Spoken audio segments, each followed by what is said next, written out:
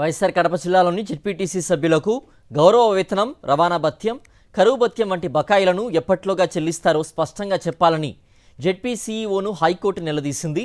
ఒక్కో సభ్యునికి 2,10,000 రూపాయల చొప్పున బకాయిలు చెల్లించాల్సి ఉందని, వీటిని చెల్లించేలా ప్రభుత్వాన్ని ఆదేశించాలని కోరుతూ కడప జెడ్పీటీసీ సభ్యులు హైకోర్టులో పిటిషన్ దాఖలు చేశారు. ఈ వ్యాజ్యంపై హైకోర్టు మరోసారి విచారణ జరపగా జెడ్పీ సీఈఓ మెమోను కోర్టు ముందుంచారు. ఈ వివరాలను పరిశీలించిన న్యాయమూర్తి జెడ్పీటీసీ సభ్యులకు గౌరవ వేతనం చెల్లింపు విషయంలో పూర్తి వివరాలను తమ ముందుంచాలని సీఈఓను ఆదేశిస్తూ విచారణను వచ్చే వారానికి వాయిదా వేశారు.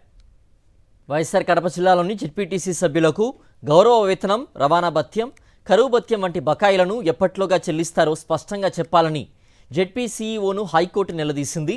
ఒక్కో సభ్యునికి 2,10,000 రూపాయల చొప్పున బకాయిలు చెల్లించాల్సి ఉందని, వీటిని చెల్లించేలా ప్రభుత్వాన్ని ఆదేశించాలని కోరుతూ కడప జెడ్పీటీసీ సభ్యులు హైకోర్టులో పిటిషన్ దాఖలు చేశారు. ఈ వ్యాజ్యంపై హైకోర్టు మరోసారి విచారణ జరపగా జెడ్పీ సీఈఓ మెమోను కోర్టు ముందుంచారు. ఈ వివరాలను పరిశీలించిన న్యాయమూర్తి జెడ్పీటీసీ సభ్యులకు గౌరవ వేతనం చెల్లింపు విషయంలో పూర్తి వివరాలను తమ ముందుంచాలని సీఈఓను ఆదేశిస్తూ విచారణను వచ్చే వారానికి వాయిదా వేశారు.